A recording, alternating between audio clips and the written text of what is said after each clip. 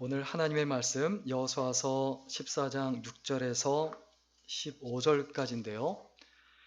특별히 오늘은 좀 안영신 권사님이 간증으로 함께 말씀을 나눠주시는 시간을 갖겠습니다.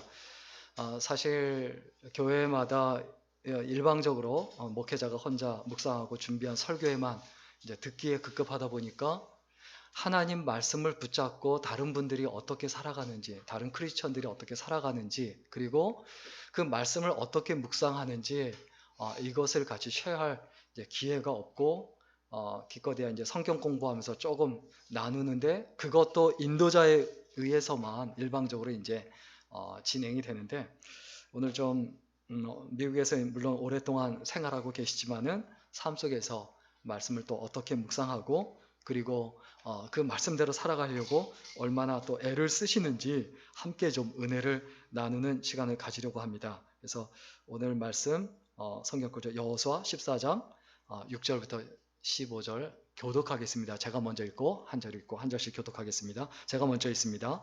그때 유다 자손이 길갈에 있는 여호수아에게 나아오고 그니스 사람 여분네의 아들 갈렙이 여호수아에게 말하되 여호와께서 가데스 바네아에서 나와 당신에게 대하여 하나님의 사람 모세에게 이르신 일을 당신이 아시는 바라.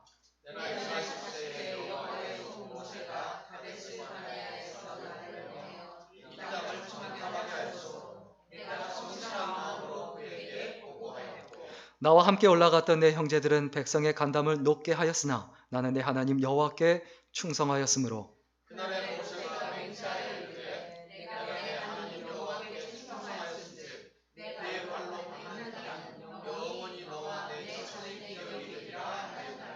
이제 보소서 여호와께서 이 말씀을 모세에게 이르신 때로부터 이스라엘이 광야에서 방황한 이 45년 동안을 여호와께서 말씀하신 대로 나를 생존하게 하셨나이다.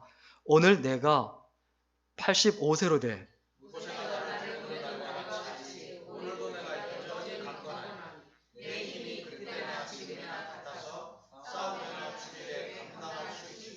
그날에 여호와께서 말씀하신 이 산지를 지금 내게 주소서. 당신도 그날에 들으셨거니와 그곳에는 아낙 사람이 있고 그 성읍들은 크고 견고할지라도 여호와께서 나와 함께 하시면 내가 여호와께서 말씀하신 대로 그들을 쫓아내리이다 하니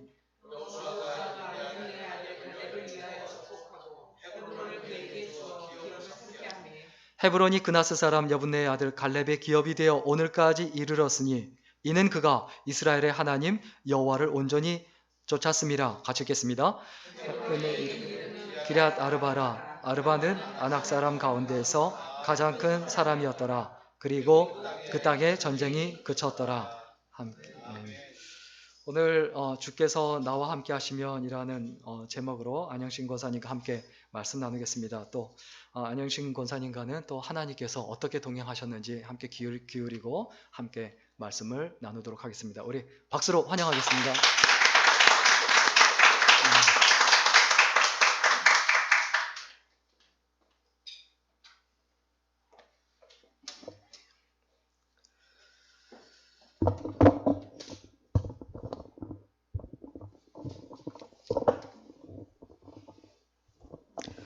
네, 함께 먼저 기도하시겠습니다. 아버지 하나님, 감사합니다.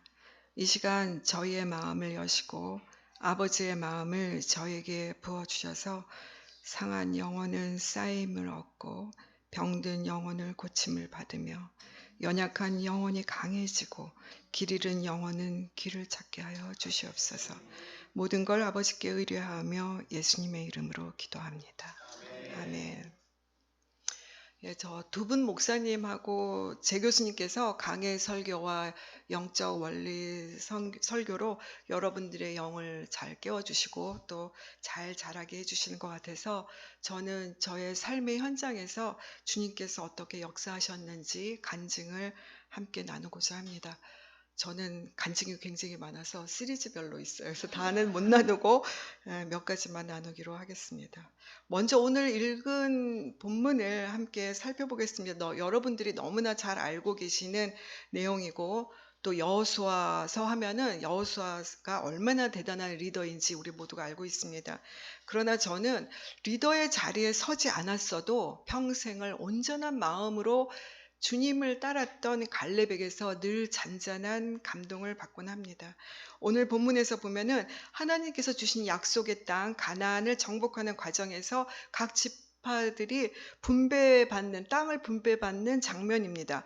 이미 정복해 놓은 땅을 나누는 것이 아니라 앞으로 싸우며 정복해야 할 그 땅을 제비뽑기로 미리 분배를 하고 있습니다. 이때 갈렙이 분배하기 직전에 여호수아에게 와서 45년 전의 일을 상기시키고 있습니다. 12지파 지휘관들이 40일 동안 가나안을 정탐하면서 돌아와서 보고회를 그때 가졌었다.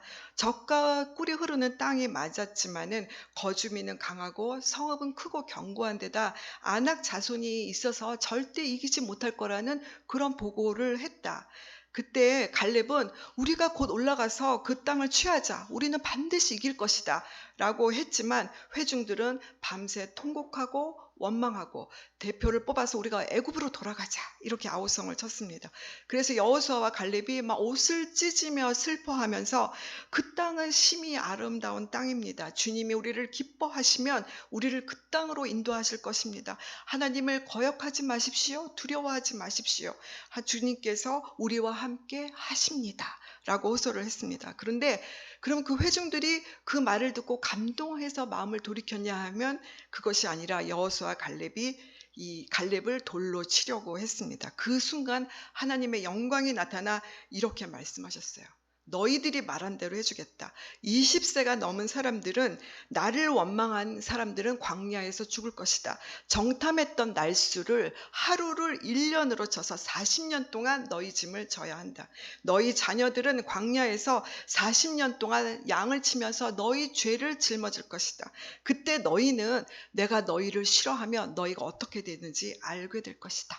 라는 말씀하셨습니다. 하지만 하나님은 갈렙에게 전혀 다른 약속을 해주셨어요. 민수기 14장 24절에 보면은 내 종 갈렙은 그 마음이 그들과 달라서 나를 온전히 따랐은즉 그가 갔던 땅으로 내가 그를 인도하여 드리리니 그의 자손이 그 땅을 차지하리라. 이렇게 말씀해 주셨어요. 또 모세도 신명기 1장 36절에서 뭐라고 했냐면 오직 여분네의 아들 갈렙은 온전히 여호와를 순종하였은즉 그는 그것을 볼 것이요 그가 밟은 땅을 내가 그와 그의 자손에게 주리라 고 하면서 다시 한번 하나님의 약속을 확인해 주었습니다. 그리고 오늘 본문이 14절에 보면은 헤브론이 갈렙의 기업이 되어 오늘까지 이르렀으니 이는 그가 이스라엘의 하나님 여호와를 온전히 좇았음이라 하고 언약이 성취되는 것을 보여주고 있습니다. 45년 뒤의 일입니다. 이 세 구절에 공통적으로 나오는 단어가 있습니다. 여러분이 눈치채셨겠지만은 온전히 따랐은즉 온전히 순종하였은즉 온전히 쫓았습니다. 그렇습니다. 온전한 순종입니다. 갈렙이 그렇게 할 수 있었던 이유는 무엇일까요? 12절에 나옵니다.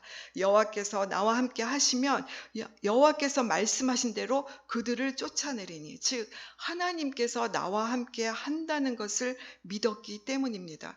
갈렙은 하나님이 그와 함께 하신다는 그 믿음으로 전혀 다른 시각으로 45년을 살아왔던 것입니다. 여러분 중에는 45년이 얼마만한 세월인지 감이 오지 않으시는 분들이 많으신 것 같습니다. 갈렙은 그 무한할 것 같은 그 시간을 오직 한 마음으로만 살았던 것입니다. 하나님을 향해 온전한 마음으로 믿음의 눈으로 한결같은 입술로 살았습니다. 45년을 지나면서 헤브론이 정복할 만한 상황으로 변한 것은 아니었습니다. 환경은 여전히 악조건이었고 성읍은 여전히 크고 견고했고 아낙 자손은 여전히 그곳에서 살고 있었습니다. 하지만 하나님의 약속은 그때나 45년 후에나 변하지 않았고 갈렙의 믿음 역시 동일했습니다. 가나안 땅을 정탐한 후에 45년 동안 갈렙이 어떻게 살았는지는 성경에 자세히 나오지 않고 있습니다. 여리고 성이 함락되고 아이성과의 전쟁에서 패배하고 아간의 사건이 일어나고 기브온 주민이 거짓으로 와서 화친 조약을 맺고 아모리 족속과 싸우면서 태양이 멈추는 역사가 일어나고 많은 일들이 일어났지만 갈렙이란 이름은 단 하나도 등장하지 않습니다. 어떤 지도력도 나타내지 않았다는 것이고 불평이나 이견 없이 언제나 하나님을 바라보는 그 자리에 그냥 서 있었다는 것 같습니다. 저는 대대로 믿는 집안에서 태어났습니다. 저희 외할아버지는 일제시대 때 신사참배를 거부하고 예수님을 부인하지 않는다는 이유로 주기철 목사님께서 받으셨던 그 모든 고문을 다 받으셨고 사형선고도 받았습니다. 사형선고가 8월 17일이었는데 그 사형 집행 이틀 전에 8월 15일 날 갑작스럽게 광복절이 되면서 그 사형은 면하게 되셨습니다.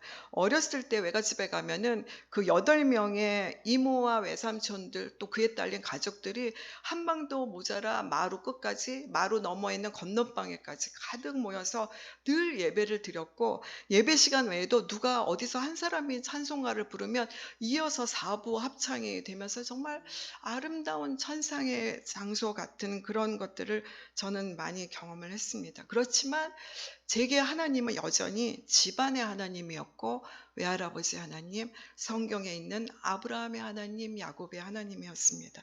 저의 하나님은 아니었습니다.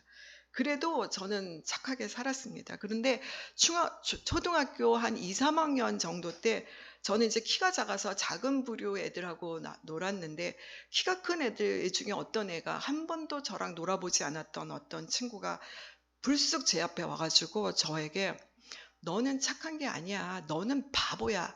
그러면서 갔어요. 화가 나가지고.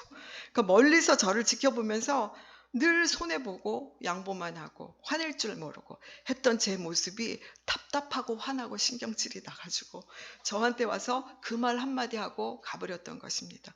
놀랐지만 금세 잊어버렸어요. 그러다가 자신의 정체성을 찾기 시작했던 사춘기가 되었을 때 제 안에 다른 생각이 들어오기 시작했습니다. 여러분 마귀가 어떻게 역사하는지 잘 아시죠?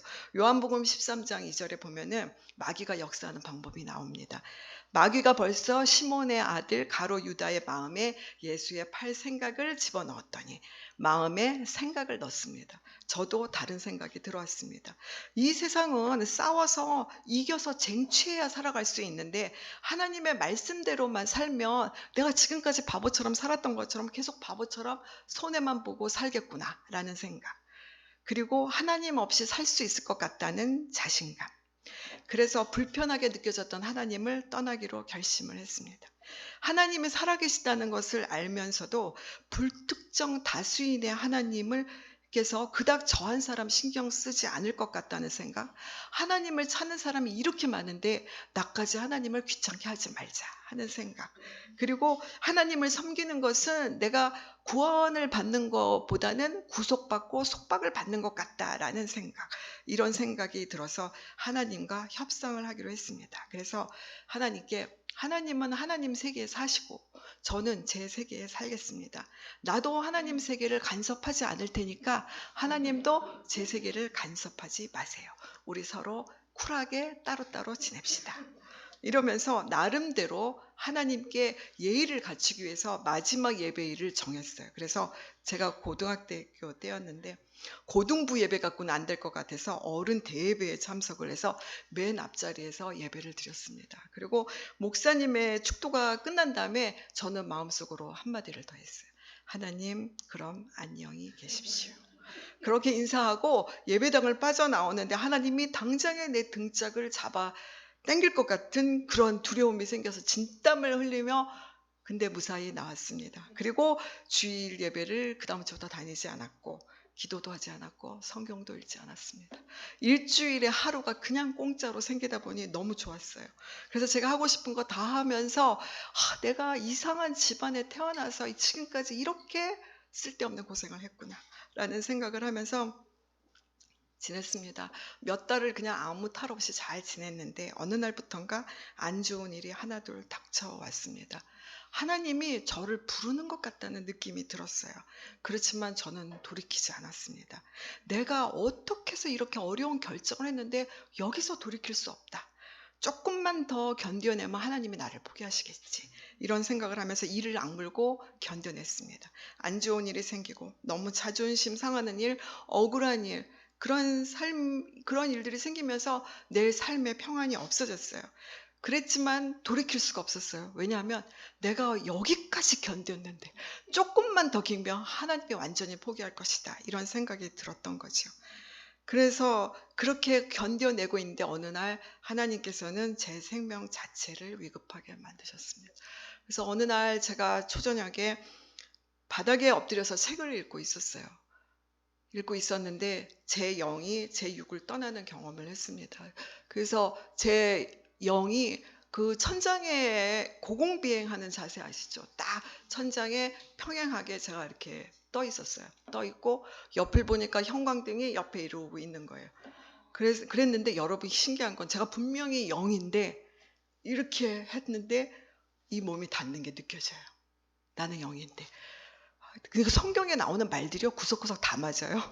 그래서 그때 제가 순간적으로 내가 천장에 떴네 이렇게 했는데 그 순간 백흉 같은 게 제 등짝을 확 잡아당기면서 제가 지붕 위에 올라갔어요.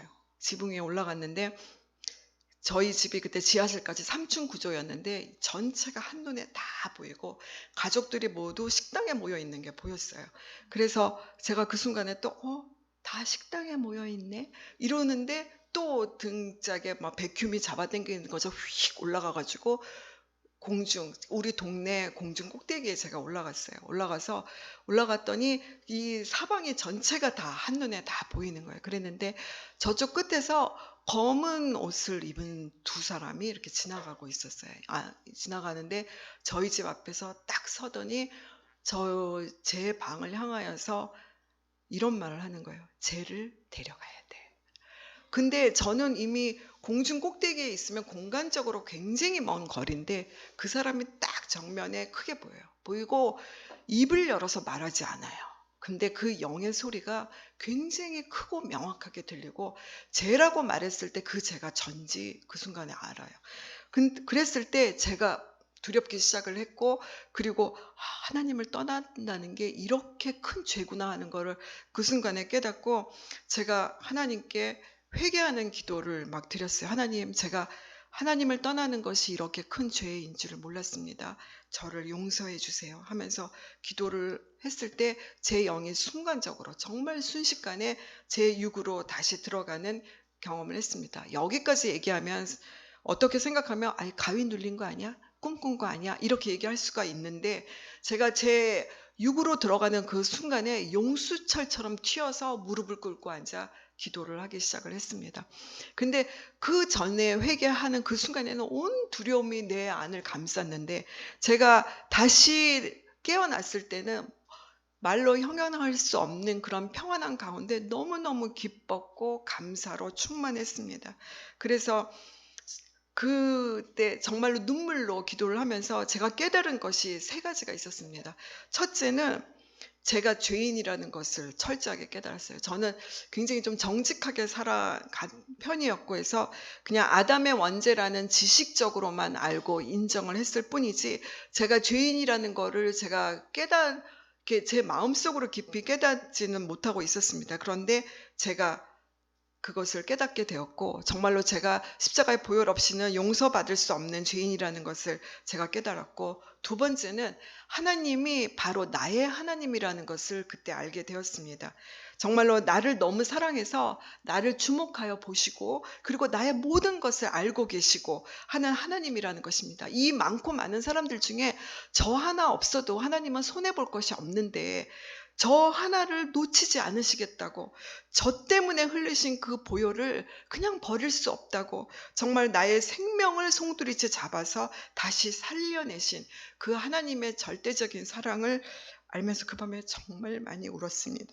그리고 제가 3번째로 알게 된 것은 이 세상이 보이는 게 다 아니라는 것을 알았습니다. 이 세상은 보이는 것 넘어 보이지 않는 세계가 함께 있다는 것을 제가 알겠습니다. 그래서 제가 내 눈에 보이는 상황 넘어 어떤 상황이나 환경에 와도 이거 너머에 보이지 않는 세계, 이 보이는 것을 주관하시는 그 하나님을 보며 살아야겠다라는 이런 결단을 제가 하게 되었습니다. 그리고 제 인생이 완전히 바뀌고 그 다음 날이 주일이었는데 성경책 끼고 교회 갔습니다. 그리고 물론 제 상황이 달라진 것은 없었습니다. 고난이나 어려움도 연히 사람처럼 저도 많이 왔지만은 그런 상황이 올 때에 불평이나 근심이나 두려움이 생기는 게 아니라 하나님이 고난을 왜 주시지? 이 다음에 뭘 하려고 그러지? 하나님 지금 무슨 일을 하고 계시는 걸까? 하는 그런 기대함, 그리고 하나님을 향하는 마음이 더 커졌습니다. 그렇습니다. 하나님을 우리가 바라보면은 사람이나 환경을 넘을 수 있고, 그리고 불평이나 원망이 일어나기 이전에 인내함으로 하나님의 뜻을 기대할 수 있게 됩니다. 갈렙이 그렇게 45년을 살아온 것입니다. 온전히 주님을 바라면서 주 하나님께서 그와 함께 하심을 믿으면서 온전히 순종하는 삶을 살았습니다. 성경에는 이러한 신앙의 삶을 산 사람들이 많이 소개되어 있습니다. 여러분이 잘 아시는 요셉. 요셉은 그 약속의 꿈을 받은 다음에 애굽의 총리가 될 때까지 그 13년을 미움과 멸시, 오해와 또 억울한 누명을 쓰면서 굉장히 잔인한 세월을 보내야 했습니다. 그 13년의 세월에 세상적인 눈으로 볼 때에는 정말로 오히려 저주받은 인생이었습니다. 뭘 해도 안 되는, 뒤로 넘어져도 코가 깨지는, 꼬이기만 하는 그런 인생이었습니다. 형제들과 부모님들, 또 무사람들이 우러러보는 자리가는커녕 더할 수 없는 비천한 자리로 추락했습니다. 그러나 여러분 아십니까? 하나님은 요셉의 삶을 뭐라고 말씀하시냐면 범사가 형통한 삶이라고 군데군데 말씀을 하고 계십니다. 형통이라는 것이 무엇이기에 미움을 받아 노예로 팔려가고 억울하게 옥살이를 한 요셉의 삶을 두고 그렇게 표현을 했을까요? 창세기 39장 2절을 보면 여호와께서 요셉과 함께 하심으로 그가 형통한 자가 되어, 이거는 보디발 집의 노예로 팔려간 그 다음 줄에 나오는 성경 구절입니다. 그리고 39장 23절에 보면 이는 여호와께서 요셉과 함께 하심이라 여호와께서 그를 범사에 형통하게 하셨더라. 이거는 억울하게 누명을 쓰고 감옥에 간 그 다음에 나오는 성경 구절입니다. 그런데 여러분, 형통이란 단어 앞뒤를 잘 보십시오. 항상 따라붙는 단어가 있습니다. 그것은 하나님이 함께 하신다는 구절입니다. 그래서 보디발 집에 팔려갔는데도 하나님은 요셉이 형통하다고 하십니다. 억울한 누명을 쓰고 옥에 갇혔는데도 하나님은 형통하다고 하십니다. 그렇습니다. 우리 눈에는 부귀를 누리고 명예를 얻고 건강하게 살고 유명해지고 하는 것이 형통해지는 것 같아도 하나님의 시각으로는 하나님과 함께 하는 것 자체가 범사가 형통하다는 것입니다. 그래서 지금 당장 일이 잘 안 풀려도 우리는 모릅니다. 하나님이 어떠한 계획으로 이같이 이끄시는지를. 우리가 알고 있는 것이 있다면 그것은 하나님이 함께 하시면, 함께 하시는 하나님을 온전히 쫓으면 하나님이 이루실 일을 하나님이 반드시 이루신다는 것입니다. 그래서 우리가 할 수 있는 일은 하나님이 나와 함께 하심을 믿고 온전한 마음으로 하나님을 쫓는 것, 그것뿐입니다. 그래서 요셉은 13년을 불평 없이 원망 없이 그저 하나님께 함께 하신다는 것을 의지하며 살았던 것입니다. 여러분 다윗을 잘 알죠? 다윗도 마찬가지입니다. 이스라엘의 왕이 된다는 기름을 받고 왕이 될 때까지 20년입니다. 그 20년을 생명까지 위협받는 그러한 삶을 살아야 했습니다. 왕은커녕 들과 상과 굴석에서 불황자들과 함께 살아야 했습니다. 잘난 형들에 치여서 부모님의 사랑도 제대로 못 받았던 다윗이었습니다. 여러분은 어떻습니까? 지금 고난의 길을 걸으십니까? 얼마나 그렇게 사셨습니까? 1년, 3년, 10년, 아니면 20년. 여러분은 지금 낙담하고 계십니까? 실망과 좌절로 슬퍼하고 계십니까? 아니면 근심과 걱정으로 두려워하고 계십니까? 이 모든 상황에서 벗어나 범사가 형통하기를 원하십니까? 주께서 함께 하신다는 말씀을 붙잡으시기 바랍니다. 갈렙이 그랬던 것처럼, 요셉과 다윗이 그랬던 것처럼 온 마음을 다해서 주께서 나와 함께 하신다는 말씀을 의지하시기 바랍니다. 두려워하지 말고, 환경에 눌리지 말고, 사람을 의식하지 말고 오직 당당하게 하나님을 바라보십시오.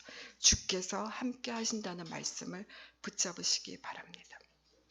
저는 화가입니다.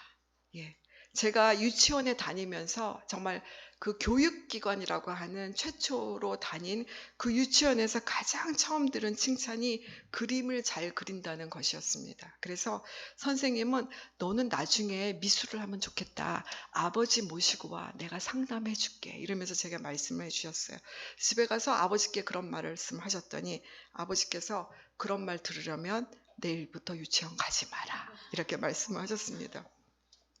중학생이 되어서 다시 한번 미술을 하고 싶다고 말씀드렸지만 거절받았고, 그리고 고등학생이 되어서 어버이날 편지 쓰는 날이 있었어요. 그게 저희는 그 당시에 숙제였어요. 그럼 보통 애들은 대충대충 써서 그냥 한 페이지 정도 써서 내는데 저는 몇 날 며칠을 고민하면서 미국에 가서 미술 공부를 할 수 있게 해달라는 내용의 편지를 무려 5장을 그렇게 써가지고 냈습니다. 당시에는 담임 목사님이 편지 내용을 다 검토했어요. 그래서 선생님은 저의 심각한 고민을 미리 읽으셔가지고 염려가 됐는지 어머니께 전화를 드려가지고 미리 내용을 말씀드리고 아이를 잘 상담해 주라는 부탁을 하셨습니다. 그 편지가 집에 배달이 되었는데, 그리고 신발장 위에, 저희는 항상 편지가 이렇게 신발장 위에 놓으셨는데 어머니는 다른 편지는 다 들고 가도 그 편지는 늘 그곳에 두셨습니다. 읽지 않겠다는 뜻이었습니다. 물론 어머니는 절 사랑했지만은 장남과 장녀도 신경을 써야 했고 경제적인 부담도 있으셨던 것 같습니다. 3일이 지나고 어머니하고 제가 현관에서 마주치게 되었고 두 사람이 동시에 그 편지를 보게 되었습니다. 그래도 어머니는 편지를 그냥 두고 등을 돌려 안방으로 가셨습니다. 너가 알아서 치우라는 말씀이셨습니다. 그래서 저는 그 편지를 들고 제 방으로 갔습니다. 다시 읽으면 울 것 같아서 그냥 봉투째 북북 찢어서 버렸습니다. 마음이 아팠지요. 너의 그 얘기를 들어주지 못해서 미안해 라는 말도 할 수 없었을까 아쉽기도 했지만 그냥 잊기로 했습니다. 빨리 잊어버리는 것이 제가 상처를 덜 받는 방법이었기 때문입니다. 그래서 부모님이 원하는 대로 과학을 전공하고, 그리고 졸업하고, 결혼하고, 출산하고, 육아하고, 내조하고, 양육하고 이러면서 많은 세월들을 보냈습니다. 일을 하게 되더라도 과학과는 전혀 상관없는 그런 글 쓰는 일을 줄곧 했습니다. 많은 세월이 흐르고 큰 아이가 대학에 입학을 하게 되던 40대 중반이 되었을 때 내가 정말 하고 싶었던 것은 무엇이었나? 내가 늙어서까지 즐겁게 할 수 있는 일은 무엇일까라는 생각을 그때 하게 되었습니다. 문득 그림이 떠올랐습니다. 그토록 오랫동안 까맣게 잊고 있었던 그림. 그러나 그때 저는 이미 나이가 너무 많아져 있었고 그림을 처음부터 배우는 일은 제 능력 밖의 것이 되어 있었습니다. 할 수 없지. 그림은 못할 것 같고 작은 그냥 구멍가게만한 갤러리라도 운영을 해서 거기서 성경 공부하고 내가 좋아하는 그림 걸어놓고 팔리면 좋고 아니면 말고 이렇게 그런 소박한 생각을 갖고 미술 이론 공부를 시작을 했고, 미술 이론 공부를 하다가 실기를 하나 들으면 그 고객들한테 이 썰을 잘 풀 것 같다는 생각에 그 커뮤니티 컬리지, 여기로 치면 전문대학이에요. 거기서 페인팅 클래스를 하나 들었습니다. 그랬는데 거기 있는 교수님께서 저만 보면 너는 전문 아트스쿨을 가야 된다. 그러면서 저한테 말도 안 하고 추천서도 써서 내고 포트폴리오 찍어서 모든 걸 다 준비를 해 놓으셨습니다. 그래서 저희 아들의 이 권고로 제가 그 학교를 가게 됐고, 그러면서 인맥이 형성되고 가는 곳마다 교수들의 주목을 받게 됐고, 그 MFA 그러니까는 마지막 최종 학위 과정에는 입학 신청도 하지 않았는데 입학 허가를 받고 장학금도 받고, 네, 그렇게 모든 것들이 정말 하나님께 등 떠밀려 그 길을 가게 되었습니다. 저는 당시 교회에서 청년 사역을 돕고 있었기 때문에 일주일에 3일 반만 학교에서 보낼 수 있었고 3일 반은 정말 풀로 청년부 사역자를 돕고 교회 일을 돌보는데 다 사용했습니다. 학위전을 준비해야 되는데 시간이 턱없이 모자랐어요. 그래서 어느 날 그림을 그리면서 하나님께 마음속으로 이렇게 말을 했습니다. 하나님, 아실지 모르겠지만요, 그림이라는 건 시간에 비례해서 나와요. 그런데 하나님께서 제 시간을 다 가져가시면 제가 언제 그림을 그리나요? 다른 친구들은 일주일을 내내 캠퍼스에서 그림을 그리고 있잖아요. 이렇게 말을 하고 넘어갔어요. 그리고 잊어버렸어요. 잊어버리고 있는데 나중에 이제 졸업할 때가 되어서 미술관 관장하고 졸업할 학생들이 각각의 작업실을 돌며 이제 학위전을 어떻게 꾸밀까 이거를 같이 토론을 할 때가 왔습니다. 그런데 너무 놀라웠던 것은 제 작품 수가 가장 많았고 그 작품도 하나의 주제로 일관성 있게 이루어져 있었던 것입니다. 동급생들이 너무나 깜짝 놀랐어요. 왜냐하면은 저희 청년부 애들이 다 페이스북에 저를 태그해서 올렸기 때문에 우리 동급생들이 제가 평소에 뭘 하고 지내는지 다 알고 있었어요. 제가 어떤 쓸데없는 일에 시간을 보게 있는지 아주 다 알고 있었는데 제 그림을 보고 언제 이렇게 그렸냐고 놀랐던 거죠. 저도 놀랐어요. 그랬는데 그때 제가 깨달았던 거는 그 친구들은 계속 스케치를 하고 망치고 버리고 이러면서 시간을 다 버렸던 거고 저는 아이디어가 딱 떠오르면 스케치 과정 없이 바로 캠퍼스로 옮겨서 하면 작품이 완성되고 또 하면 완성되고 그러면서 갔던 거죠. 망치는 시간이 없었던 거예요. 그래서 저의 하루가 저의 한 시간이 그들의 하루와 같은 그런 놀라운 일이 있었던 거죠. 그래서 시간과 공간을 초월하시는 하나님의 능력이 저를 돕고 계신다는 것을 깨달았어요.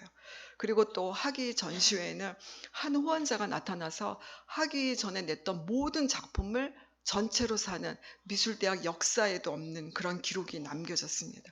그 후원자가 하필 미술협회 회장이었어요. 그래서 교수님들도 놀랐어요. 그래서 저는 그때 또 느꼈던 게 내가 만나야 될 사람을 정말 하나님 나라를 위해서 제가 나의 시간을 들였을 때 내가 필요한 사람이 나를 향해 걸어오게 만드는구나 하는 것을 제가 알게 되었습니다. 예, 그리고 미술사 수업을 듣는 학생이 저에 대한 논문도 썼어요. 학위를 취득하면 5년이 돼야 개인전을 열 수 있다는 미술계 통념을 깨트리고 저는 1년도 안 돼서 개인전을 열었고 개인전에 출품한 모든 작품을 또 다른 후원자에게 전 판매, 매매를 하는 그런 기록도 냈어요. 곧이어서 뉴욕과 보스턴에서 정기 개인전을 열 수 있는 이 길들이 막 열렸어요. 누가 봐도 제가 하는 게 아니었어요. 지금도 제가 하는 게 아니에요. 하나님이요 그냥 일방적으로 이루는 일들이었어요. 제가 쫓아가기 오히려 숨이 찰 정도였어요. 유치원 때 처음 칭찬을 받고 설레하던 이후 근 40년이 넘어서 저는 미국에서 그림을 그릴 수 있었고 45년 후부터는 전문 화가로 활동하게 되었습니다. 저는 지금 저를 가르쳤던 멘토 교수들하고 맞은편 갤러리에서 개인전을 하고 있어요. 제가 지금 얼마나 제 일을 잘 이루었는지를 말씀드리려는 것이 아니고 하나님께서 하나님의 뜻을 얼마나 신실하게 이루어 가시는지를 말씀을 드리는 것입니다. 저는 유치원 선생님께서 저에게 한 칭찬을 하셨을 때 그게 하나님의 약속인지도 몰랐고 그런 생각을 한 적도 없고 그 편지를 버렸을 때 저의 꿈도 희망도 다 함께 버렸습니다. 그것만 버린 게 아니라 저는 하나님도 버리고 하나님을 떠났었습니다. 그런 바보 같은 죄인인 저를 하나님은 강권적으로 붙잡아 돌아서게 하시고 하나님을 알게 해주시고 내가 잊었어도 하나님은 잊지 않으셨고 내가 포기하였어도 하나님은 포기하지 않으신다는 것을 보여주셨습니다. 내가 전혀 다른 곳에서 엉뚱한 방향을 타고 살아가고 있는 것 같았는데도 하나님은 하나님의 방식으로 하나님의 뜻을 이루고 계셨습니다. 제가 이전에 경험했던 이 모든 것들, 학습했던 모든 것들을 전부 지금 사용하고 있게 해주시고 제 삶의 어느 한순간도 버릴 것 없이 지금의 삶의 주춧돌이 되게 해주셨습니다. 설사 아무것도 하지 않고 절망 속에서 그냥 멍이 있는 그 시간조차도 내 영혼이 하나님을 향해 있는 한, 하나님이 나와 함께 하심을 붙잡고 있는 한 보잘것없는 시간들조차도 하나님은 하나도 버리지 않으셨습니다. 저는 제 작품을 통해서 전하려고 하는 메시지 역시 하나님께서 당신과 함께 하십니다. 당신을 사랑하시며 당신을 위로하고 계십니다. 입니다. 현대를 살아가는 이들이 이 인생을 참 외롭고 고독하게 홀로 이 길을 걸어가는 것 같아도 언제나 변함없는 빛이 당신을 향해 비춰지고 있고 그 빛이 당신과 함께 하고 있다는 것을 알려주는 것이 제 작품의 주제입니다. 그러던 중 2018년 이후에 제 인생에서 가장 큰 슬픔과 가장 큰 기쁨이 동시에 찾아오게 되었습니다. 아버지께서 척추 수술 이후 중환자실을 여러 차례 다니시고 날로 건강이 악화되셨습니다. 2018년에 들어서면서 아버지의 죽음이 임박해 오고 있음을 온 가족이 알게 되었습니다. 반면 딸아이는 7년 동안 열심히 공부를 해서 박사 학위를 받게 되었고 또 첫 아이를 임신했다는 기쁜 소식을 알려주었습니다. 5월 8일에 박사 학위식이어서 시카고에 가려고 여행 가방에 화사한 색깔의 원피스와 쇼를 넣었습니다. 그날 밤 아버지께서 분향으로 돌아가셨습니다. 여행 가방에 넣었던 그 화사한 옷을 다 꺼내고 검은 상복으로 채워 넣었습니다. 딸아이에게는 정말 가서 축하하고 싶었는데 축하 메시지만 보내고 시카고가 아닌 서울로 와야 했습니다. 싱그러운 5월, 얼마나 싱그러운 5월인지 여러분 바쁜 생활 속에서 모르실 거예요. 정말 그 싱그러운 5월에 그 가족 묘지가 있는 그 연한 녹색으로 물든 산천으로 들어설 때 아버지께서 끝까지 가족을 얼마나 사랑하셨는지 생각하며 눈물이 났습니다. 아버지는 5월 5일 어린이날 돌아가시고 낮잠을 주무시던 중 평안하게 생을 마감하시고 5월 8일 어버이날에 장례식을 치렀습니다. 어린이로 이 땅에 오신 아버지가 어버이로 우리 곁을 떠나시고 그 푸르른 5월 바쁜 삶을 잠시 멈추고 자연의 아름다움 속으로 저희 자녀들을 초대하는 것 같았습니다.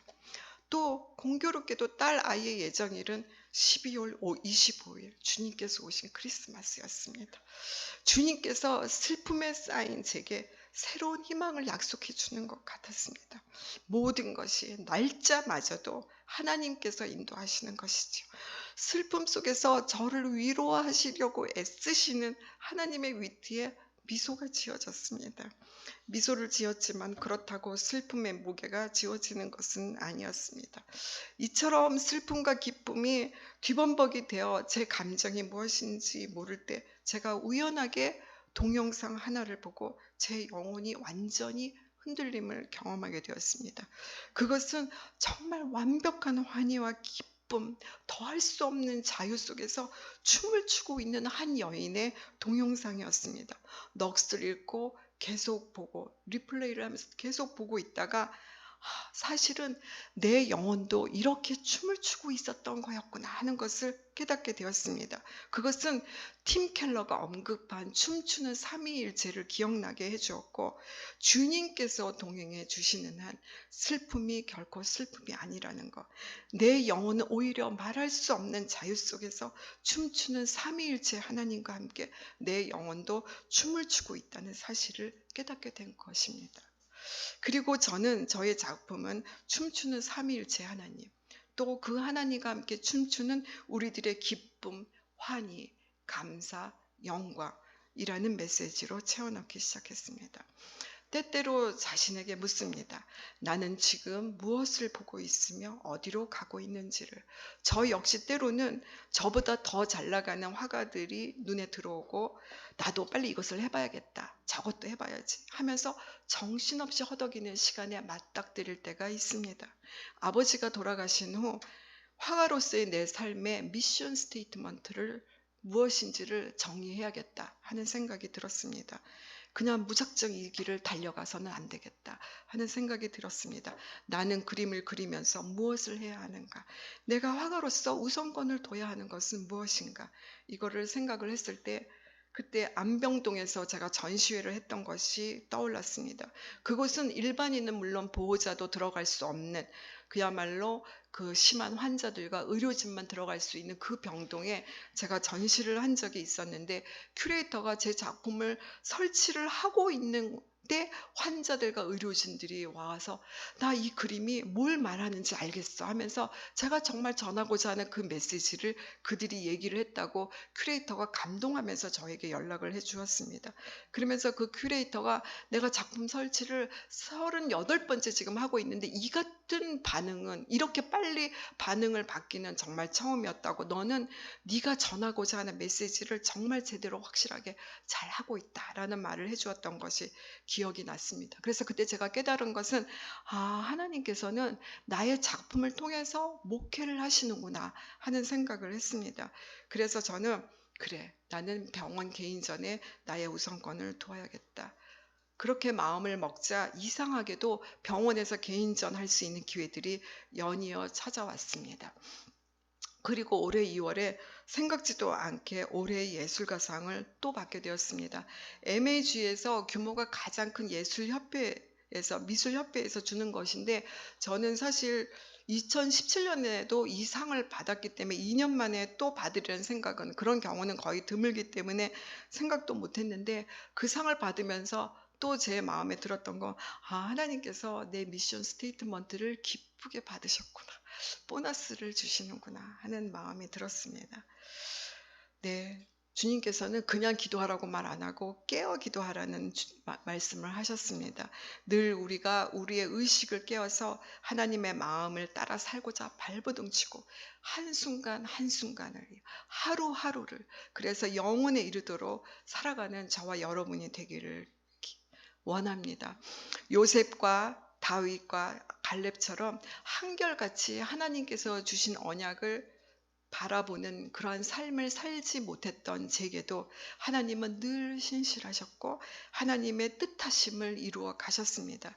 그것은 단 한 가지, 제가 하나님을 나의 하나님으로 인격적으로 만난 후에 하나님이 나와 함께 하신다는 그것을, 적어도 그것만은 제가 놓치지 않고 붙잡았고 붙잡은 그것을 쫓으며 살아왔기 때문인 것 같습니다. 갈렙이 말합니다.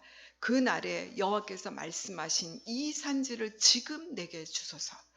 내가 말씀드린 그것을 달라는 것이 아니라 주님께서 말씀하신 그것을 달라는 믿음의 고백입니다. 갈렙이 말한 이 산지를 지금 내게 주소서라는 것은 세상 부귀, 명예, 성공 등 자신의 욕심을 채워달라는 것이 아니라 하나님의 언약을 이루어 달라는 신앙 고백이자 믿음의 선포인 것입니다.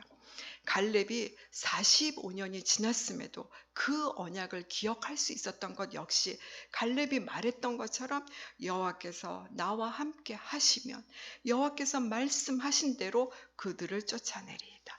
바로 하나님께서 자신과 함께 하신다는 그 믿음, 그것 때문입니다.